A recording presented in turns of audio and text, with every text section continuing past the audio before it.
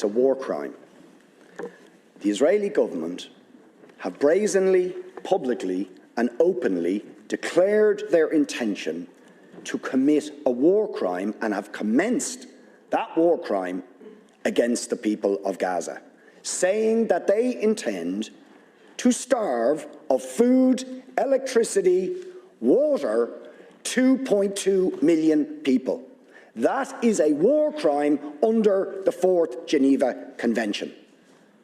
They are raining down thousands of the most sophisticated missiles known to humanity onto the most densely populated area in the world, carrying the certainty that almost every missile will incur civilian casualties, will and are destroying the infrastructure, the water infrastructure, the energy, making Gaza uninhabitable. And using, in very credible reports, as they did in the past, chemical weapons, white phosphorus, being used by Israel.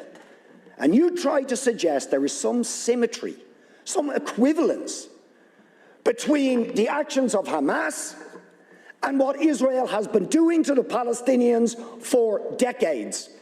Will you admit that the terrible loss of life and escalation of violence that we have seen in the last few days is simply a continuation of the crimes against humanity, the war crimes of the state of Israel against the people of Palestine?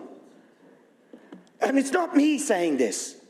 You have, or you should have read, the reports of Amnesty International, which we asked you to read and act on Human Rights Watch, on the UN Special Rapporteur to Palestine, on the UN Human Rights Council, on the issue of Palestine.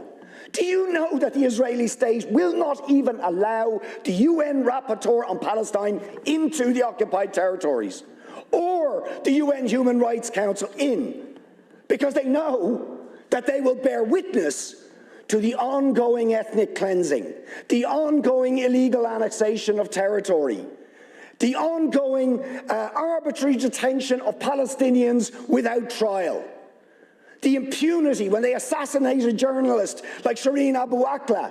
No justice, no sanctions. What do we actually get? The head of the most powerful state in the world, while Israel is threatening to commit war crimes against Israel, says we're going to give them more weapons and arms. We support them absolutely. So will you admit that the ultimate responsibility for the terrible, and every single loss of life is terrible, but is the failure of the United States, of the European Union, of the Western powers to hold to account Israel for ongoing, decades-long ethnic cleansing, war crimes, crimes against humanity, the denial of the most basic rights to the Palestinian people? As Gideon Levy said, Israel, a Jewish Israeli columnist, said yesterday, Israel can't imprison 2 million Gazans without paying a cruel price. Isn't that the truth? Deputy, please. I want to see an end to all killing, all violence, all death, and the release of all prisoners and hostages. But you see, the problem here is that I do not believe that an apartheid regime has the right to exist anywhere.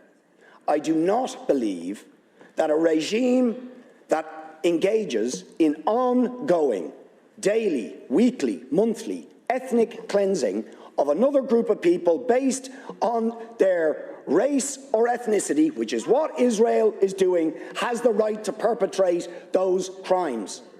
These are crimes against humanity. This is a regime for decades has denied UN resolutions calling for the right of Palestinians, millions of them, ethnically cleansed since 1948, living in refugee camps in Lebanon, Syria, Jordan, cast to the winds of the world, denied statehood, denied identity, denied history, and they have the right to return, but Israel shoots them down if they try and assert that right, as happened in the Great March of Return. Let's remember that. Peaceful demonstrations in 2018 by the people of Gaza, attempting to assert their right to return, shot down. The UN at the time called for investigations on that episode for war crimes and crimes against humanity.